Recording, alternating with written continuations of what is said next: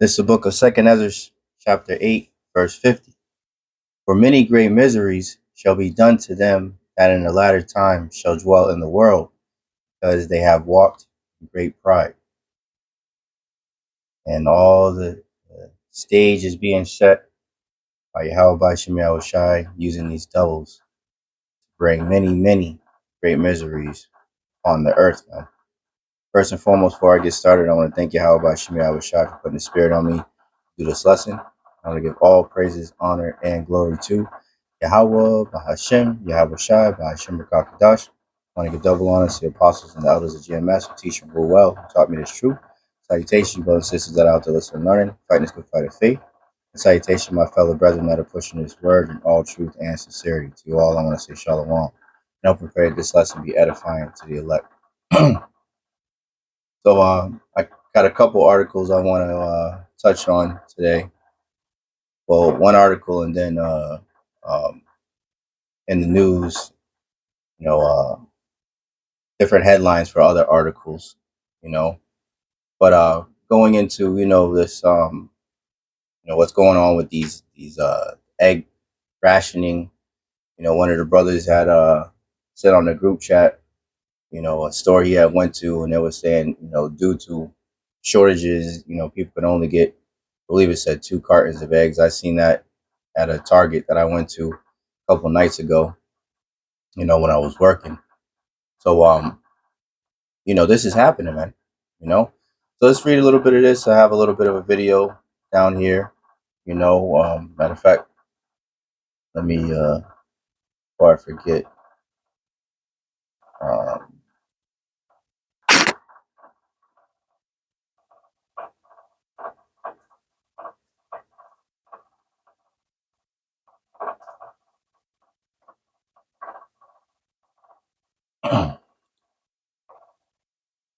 there we go. But it's like a lamp spigot as a gun. So we'll get that, and once I get the video, brothers and sisters will see why I pulled that up in a few. So this says this is from Zero Hedge. It says bird FLU terror, egg rationing hits U.S. grocery stores. This was published today. Shabbat Shalom, by the way. Today, February 12th, 2025, the hopeful year of deliverance and destruction and judgment to Esau Edom, so-called white man.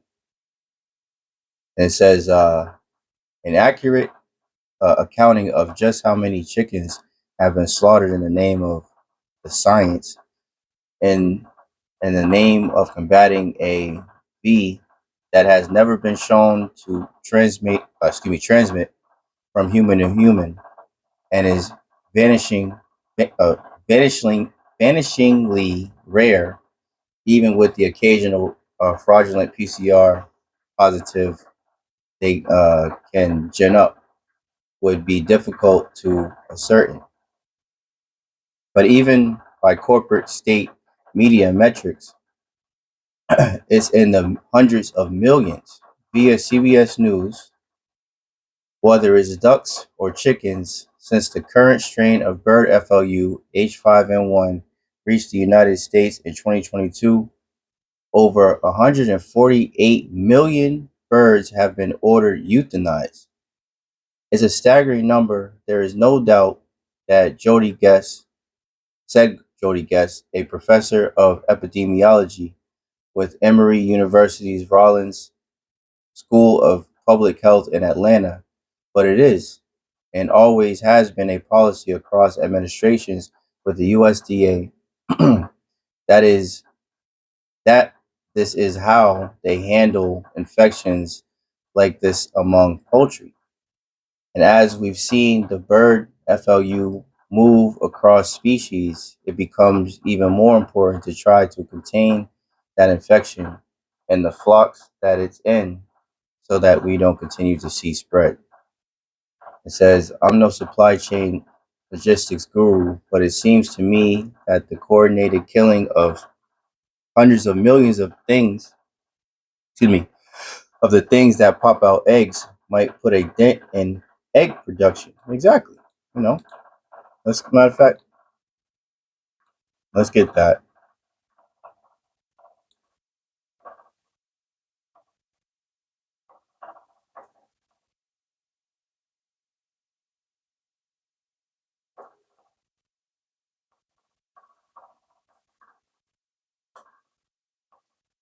Let's see. Oh, it's lucky.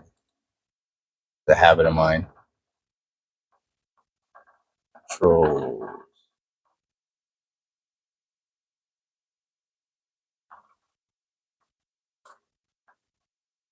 Uh, Images. Henry Kissinger. Let's see. Picture of this devil. So it reads his quote: "Who controls the food supply controls the people. Who controls the energy can control whole continents. Who controls money can control the world." So these devils operate on trying to control everything, trying to be as gods on earth. And that's what this is all about when it comes to these devils. So it's all about the control of the food supply, to control the people, control the energy, control the continents, control every damn thing.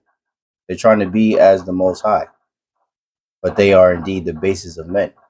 And Yahawah by Yahawashi are going to humble these devils in due time, and call Allah Yamla Yahawah by Yahawashi, all praises to Yahawah by Yahawashi. Here we are in the Purim, and celebrating the downfall of our enemies, man. When you read that story, in the book of Esther, how Haman, that demon, that Edomite, came up against the Israelites, and ultimately everything that he put forward to destroy the children of Israel came upon him. Matter of fact, let's get that, man. 'Cause you devils ain't gonna win, man. You devils are not gonna win.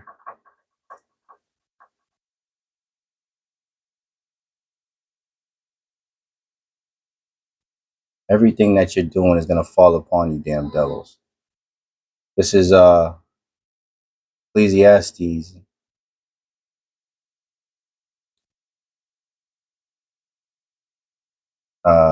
10:8. He that diggeth the pit shall fall therein. Excuse me. He that diggeth a pit shall fall into it, and whoso breaketh an hedge, a serpent shall bite him. And that's what's gonna happen to these devils, man. The snares that they're laying for the people, they're gonna fall into their own devices, so to speak, man. Let me see if I can get. Let me see if I can get that really quick. Block this. Here we go. All of a sudden, it's like acting up. When you start talking about Esau and Satan and his children, you know, things start wanting to act up. 1 second. All right, here we go. So this is just a quick history. So this is during the Xerxes, right? Reign, the Persians and the Medes, and Mordecai was captive from Babylon and then brought into the Syrian, Slovakia, the Slovakia, refrigerator over here, to the Medo-Persian Empire, right? To their rulership, their captivity, right?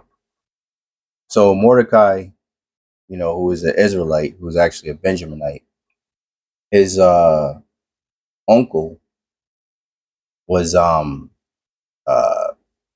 I don't know what exactly happened to him, doesn't say, but his uncle's daughter, he raised as his daughter, which would be his cousin, right? So his cousin Esther, you know, uh, Haman, the king Xerxes, the queen didn't follow, one of his him calling for her, trying to, his not a long story, but you have to kind of get at certain parts of it. But for time's sake, he needed to find a new queen, and Mordecai decided to have his cousin Esther, go before King Xerxes and be, you know, uh, try to see if if he wanted to pick her as his queen, and he found favor in Esther. And Haman uh, uh, was exalted, the Edomite, amongst Xerxes' army or rulership. He was highly exalted. So him being the proud devil that he is, he was angry with uh, Mordecai because Mordecai wouldn't bow to him or reverence him, right? And he was angry with that. And Haman put forth this decree to have Mordecai and all the Israelites, deleted, right? So Haman ended up building gallows, which is a place where you hang people, to hang Mordecai, right? So that's pretty much the backstory. So let's read this. So by the time this is happening, Mordecai has spoken to his cousin Esther, who's obviously an Israelite as well, to throw this banquet. Well, she decided to throw this banquet for the king, which is Xerxes, and Haman the Edomite, right? So it says, Esther chapter 7. So the king and Haman came to the banquet with Esther the queen. And the king said again unto Esther on the second day at the banquet of wine, what is thy petition, Queen Esther? And it shall be granted thee. And what is thy request? And it shall be performed, even to the half of the kingdom. Then Esther the queen answered and said, if I have found favor in thy sight, O king, and if it please the king, let my life be given me at my petition, and my people at my request. For we are sold, I and my people, to be destroyed, to be slain, and to perish. But if we had been sold for bondmen and bondwomen, I had held my tongue, although the enemy could not countervail the king's damage. Then the king, it says Zeusrus, but it's, when you look it up, is Xerxes, right? Answered and said unto Esther, the queen, who is he and where is he that durst presume in his heart, meaning his mind, to do so? And Esther said, the adversary and the enemy is the wicked Haman. Then Haman was afraid before the king and the queen, right? And there's many scriptures that describe these Edomites synonymous with the adversary, the enemy, and the wicked, man, because they are the wicked. Job 9:24, Malachi 1:4 associates the wicked with Esau, Edom, the so-called white man. 7th verse, and the king arising from the banquet of wine in his wrath went into the palace garden, and Haman stood up to make request for his life to Esther the queen, for he saw that there was evil determined against him by the queen, by the king, right? So he went to plead his case, so to speak. Then the king returned out of the palace garden into the place of the banquet of wine, and Haman was fallen onto the bed whereon Esther was, right? So, and somehow, and Haman, the Edomite, trying to plead his case to Esther, who was chilling on the bed as a queen, he must have tripped and fallen onto the bed, right? So now Xerxes comes in and sees Haman, who he's already hot, he's angry with, laying on the bed with Esther. And he says, then said the king, will he force the queen also before me in the house? Right? Basically, you're gonna, lay with my wife. As the word went out of the king's mouth, they covered Haman's face. Man, like they put a, put a bag over his head real quick, man. And it says, and Harbona, one of the chamberlain said before the king, "Behold, also the gallows 50 cubits high, which Haman had made for Mordecai, who had spoken good for the king, standeth in the house of Haman." Then the king said, "Hang him thereon." So they hanged Haman on the gallows that he had prepared for Mordecai. Then was the king's wrath pacified, man. Hey, he that diggeth the pit, the same shall fall therein, man. I just wanted to read this story, because it's fitting, with everything that's going on, and these devils really think that they're gonna get away with something, man. So anyway, returning back to the article. So let's listen to a little bit of what they say on NBC, excuse me, MSNBC. So without further ado, here we go.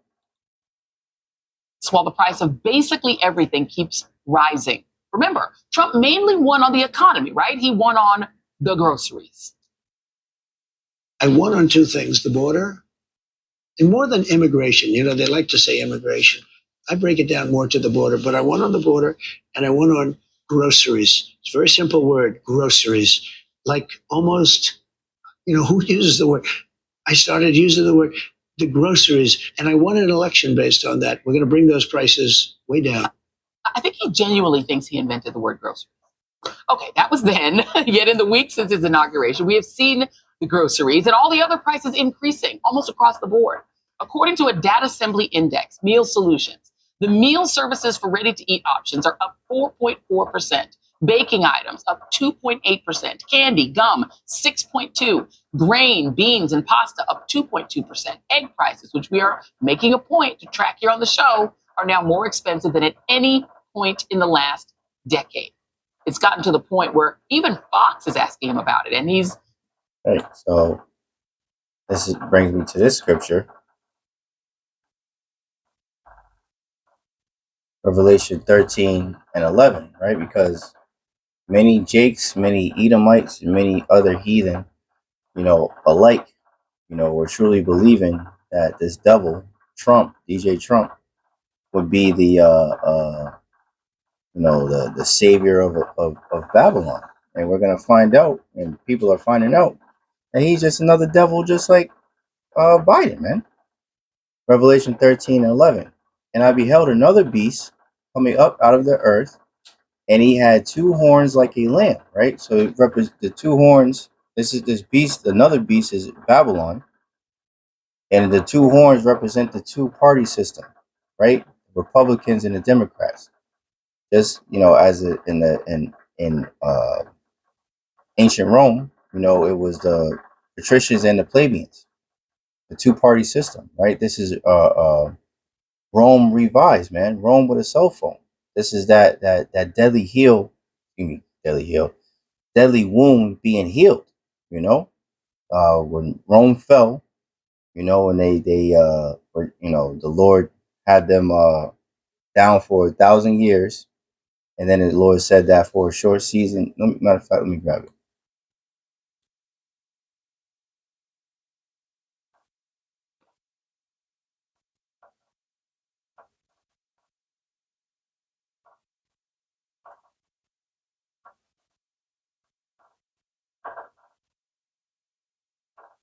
Revelation 20 and 3, and it reads, "And cast." Let me see. I'll start from the top. "And I saw an angel come down from heaven, having the key of the bottomless pit and a great chain in his hand." That bottomless pit represents Europe, and is called the bottomless pit because crops don't grow. It's not a fertile land over there, right? The bottomless pit and a great chain in his hand, and he laid hold on the dragon, that old serpent, which is the devil and Satan, and bound him 1,000 years, right? So from the time Rome fell to the Renaissance period, right? Renaissance representing meaning rebirth, right? Was roughly 1,000 years, right? And after once that Renaissance period came, that's when the revival of Rome came. And all you have to do is when you go to America, well, really just Esau's system, period. Because you can go to, London, you can see relics all around America. The same, the same way that they conduct themselves with the Senate, the two-party system, the building structures, even the fact that, here in America, we just had the Super Bowl and they use Roman numerals. Why are you using Roman numerals in America if this isn't revised Rome? You know? So it says, and cast him into the bottomless pit and shut him up and set a seal upon him so they couldn't rise for 1,000 years, that he should deceive the nations no more till that 1,000 years should be fulfilled, and after that he must be loose a short season, right? So that revival of Rome is where we're at right now, you know, and that's what we're witnessing, right before our eyes, man. So it says Revelation 13:11, and I beheld another beast coming up out of the earth, and he had two horns like a lamb, right? The two party system, representing democracy and choice and all that bullshit. And he spake as a dragon, right? When you get the definition of this, it goes into Dracon, which is a Athenian lawgiver, which was known for his harsh laws, man. And through the spirit, brothers are you know saying through the spirits, mentioning that DJ Trump is like Nero of ancient Rome, and who also was known for harsh, coming up against the Israelites, man. So this devil, is gonna I believe through the spirit gonna do something major very soon, man. And we'll see, because it's already shown.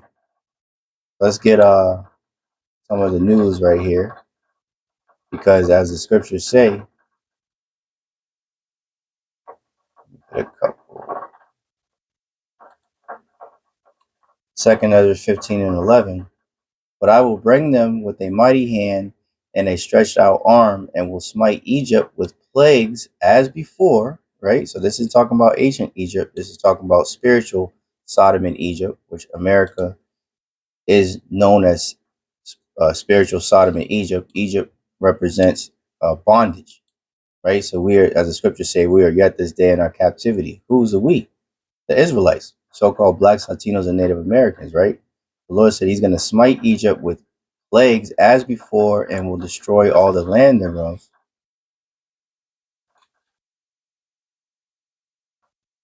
Egypt shall mourn, and the foundation of it shall be smitten with the plague and punishment that the Most High shall bring upon it. They that till the ground shall mourn. Who's that? The farmers. For their seeds shall fail through the blasting and hail, and with a fearful consolation. So with different storms and different so-called natural events, you know, they're going to have issues growing their crops, right? So let's see what's going on with the farmers, man. So it's I just typed in farmers in Google and news. It says, with Trump and Musk driving U.S. policy, Kansas farmers have been played for suckers.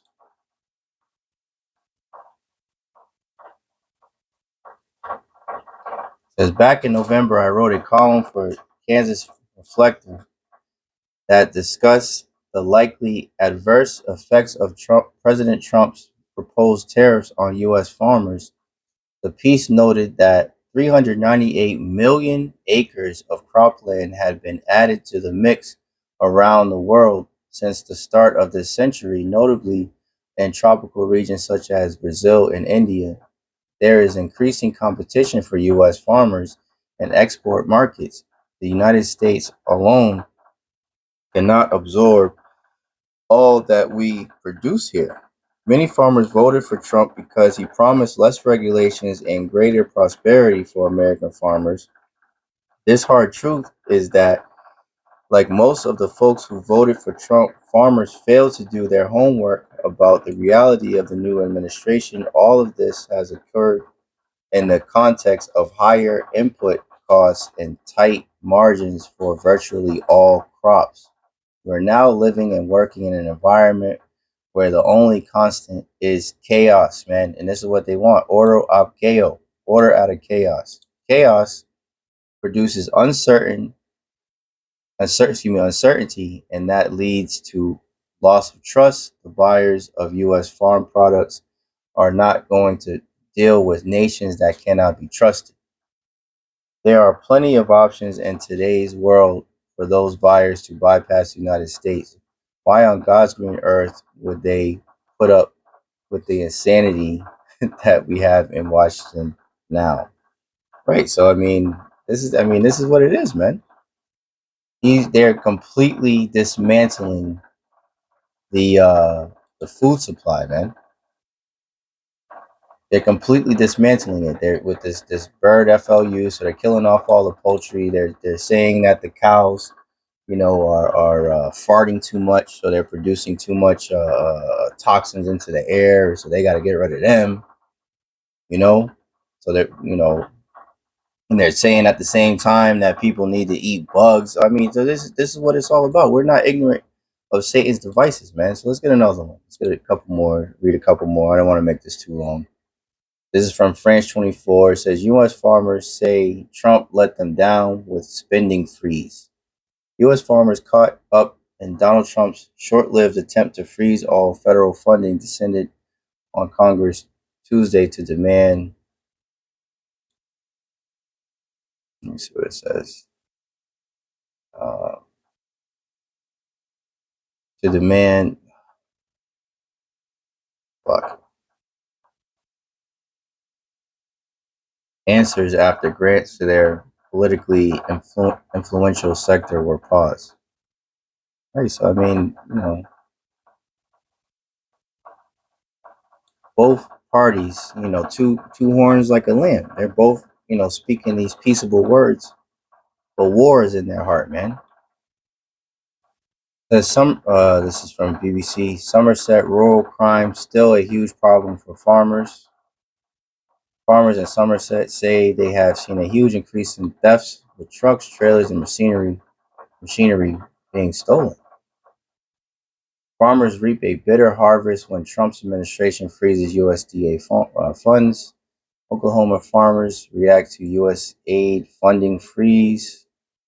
Financial Times will all have to go vegan. Wisconsin dairy farmers fret over immigration crackdown. But that was another thing that a lot of the workers, the Northern Kingdom, right, them being deported, um, were going to hurt the farmers as well because they don't have enough manpower or enough money to pay, the like a regular so-called citizen, man. Says what is this from Financial Times? We'll all have to go vegan. Wisconsin dairy farmers fret over immigration crackdown. Says John Rosenow, a Wisconsin dairy farmer, says that if DJ Trump deports all undocumented aliens, Americans will have to get used to a whole new diet. If there's no immigrant labor, there's no milk, no cheese, no butter, no ice cream. Oh my God, these people, man, this right here is indeed an American staple, especially amongst these Edomites. That means there's no goddamn yogurt, none of that. And these devils, these Edomites, man, they thrive on all this, man. Is every I told brother you brothers and sisters before in other lessons, man. I work doing delivery, and I do grocery delivery a lot too, and I get to see a lot of the things that these Edomites be eating, and it's heavily dairy based. Most people know that, but but this is This is gonna affect them heavy, man. And in particular, cheese. Tell me that America doesn't run on cheese, man. Everything is based on cheese in this damn place, man. Pizza, people putting cheese on broccoli, you know, burgers. Everything is surrounded by cheese. So milk, no milk, no butter. Everything's soaked in butter. You go to Roof Chris, they make steak, and that shit is just lathered in butter, man. No ice cream. Everybody loves ice cream, especially Esau. So what are they gonna do, man? Great time of many, many miseries, man. All praise the Yahawashi, man. Devils are through, man. Let's get some scriptures and wrap it up, man. Because all of that really, it's just now it's milk and cheese and butter and eggs, you know, now, but it's going to continue to be other foods as they said in this report, man. Grains and you know things to feed the cattle, and if there is even any cattle anymore, excuse me. So all these things are going to lead to famines, man, which is going to lead to many, many great miseries, man. Let's get Matthew 24, and I'll start at 3. And as he sat upon the Mount of Olives, the disciples came unto him privately, saying, Tell us, when shall these things be? And what shall be the sign of thy coming and the end of the world? And the end of the world is Esau's world, his rulership. Esau, Edom, so-called white man. And Yahawashi answered and said unto them, Take heed that no man deceive you, for many shall come in my name, saying, I am anointed, and shall deceive many. And ye shall hear of wars and rumors of wars. We hear about that all day, every day. See that ye be not troubled, for all these things must come to pass, but the end is not yet. For nation shall rise against nation, and kingdom against kingdom, and there shall be famines and pestilences, right? So we hear about famines, we hear about pestilences, diseases, earthquakes all over the place, right? And earthquakes in diverse places. All these are the beginning of sorrows. So all this has to happen, and this is sorrows that are coming, man. And this is how bad it's gonna get, man. So this is 2 Kings 6:25. And there was a great famine in Samaria, and behold, they besieged it until an ass's head, right, a donkey's head, was sold for 80, right? A score is 20, so 4 of them is 80 pieces of silver, and the fourth part of a cab of dove's dung, shit, for 5 pieces of silver. That's how bad it's gonna be. So you're talking about the head of a donkey, which there's no meat on it or anything to really eat. You eat what the cheeks are. You know what I mean? There's nothing there. For 80 pieces of silver, which is highly expensive, and the fourth part of a cab of dove's dung, bird poop, for 5 pieces of silver. Right? So you're looking at these articles, and it lines right up. You know, rationing, they're rationing, that means there's a limited supply, which means just like for you Jakes out there that love Jordans, you know how this goes. If a retro Jordan comes out and it gets all bought up, just like the PS5, the same thing. Whatever is in high demand, if it gets bought all up, whoever has it, they can pretty much charge whatever they want. So you get that inflation rate because it's in low supply, man. And that's exactly what has been happening, with them culling off all these chickens, man. If there's less chickens, naturally that means there's less eggs. So that means that they have to limit the amount of people that can buy egg, how many eggs they can buy, and then the price of the eggs are going to be more expensive because the farmers are going to charge more because they don't have as many chickens producing eggs anymore. As they say, shit rolls downhill, man, which is going to lead to a famine. And it says, 2 Kings 6:26. And as the king of Israel was passing by upon the wall, there cried a woman, saying, Help me, O Lord, O king. And he said, If the Lord, Yahawah by Yahawashi, do not help thee, whence shall I help thee? Right? So if Yahawah by Yahawashi ain't help you, what can I do? He says, out of the barn floor, out out of the winepress, right? Out of this the judgment, right? And the king said unto her, What aileth you? What's going on? What's wrong with you? And she answered, This woman said unto me, Give thy son that we may eat him today, and we will eat my son tomorrow. Right? So this is talking about cannibalism, man. So we boiled my son and did eat him. And I said unto her on the next day, Give thy son that we may eat him. And she hath hid her son, man. So this is the times that people are coming into, man. This world is coming into, man. And the brother Amawan Gabar from the New York camp, the elder, he mentioned that scene from The Walking Dead. For you brothers and sisters that may know that show, or that watched that season, that series. And there was that one scene a while back where there was a Jake, and he pretty much got knocked out, and there was these Edomite cannibals, and they had knocked him out. And when the Jake woke up, he basically seen them eating and roasting something or whatever, and looked down and seen that they had chopped his leg off, man, and it was eating on his leg, man. So, I mean, they're talking about some terrible times, man. Jacob's trouble, that are coming upon the earth, man. This is Lamentations 4:9. They that be slain with the sword are better than they that be slain with hunger.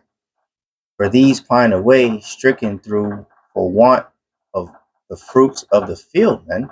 So it's better to be taken out, by the sword, getting gunned down, or, however the Lord sees fit, a quicker way than to suffer, a slow, agonizing deletion, man.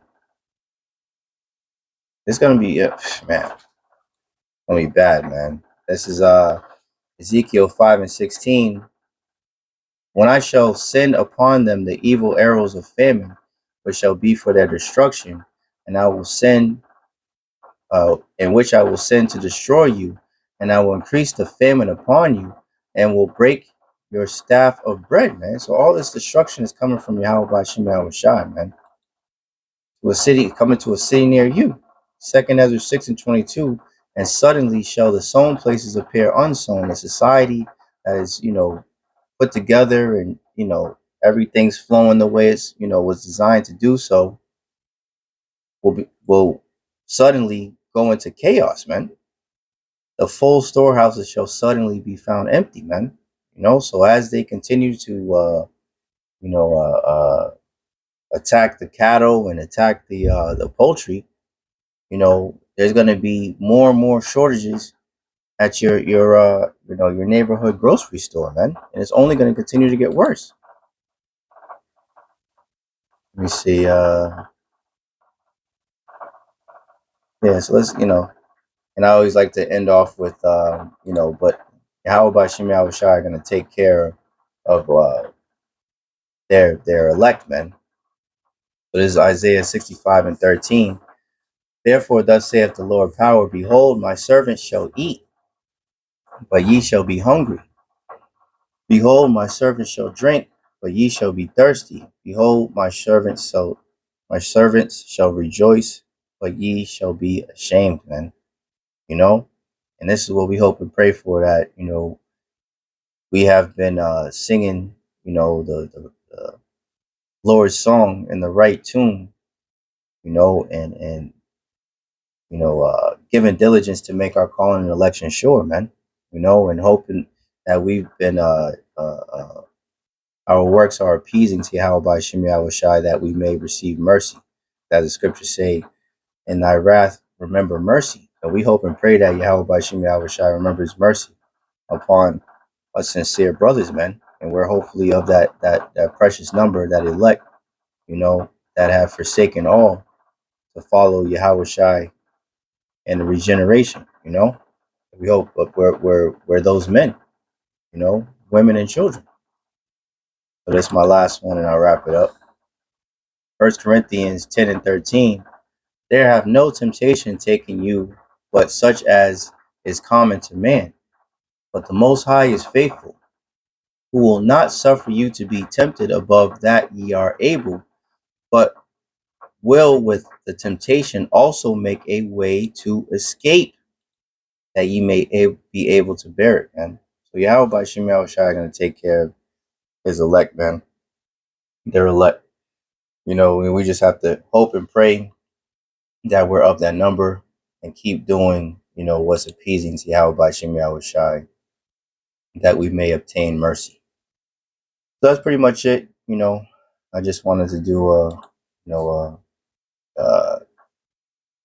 lesson on, current events in the news, what's going on in the world. I hope and pray that this lesson was edifying to the elect. In closing, I want to thank Yahweh by Shem Yahawashi once again for putting the spirit on me to do this lesson. I want to give all praises, honor, and glory to Yahawah by Shem Yahawashi by Shem Rakapadash. I want to give double honor to the apostles and the elders of GMS who teach and rule well, who taught me his truth. Salutations, you brothers and sisters that are out there listening and learning, fighting good fight of faith, keep fighting, keep striving, keep pushing, we're almost out of this bitch. And salutations, my fellow brethren that are pushing his word in all truth and sincerity. To all, I want to say shalom. I want to say a Baba Ball and Kwam Yasharala. Shalom. To the next one.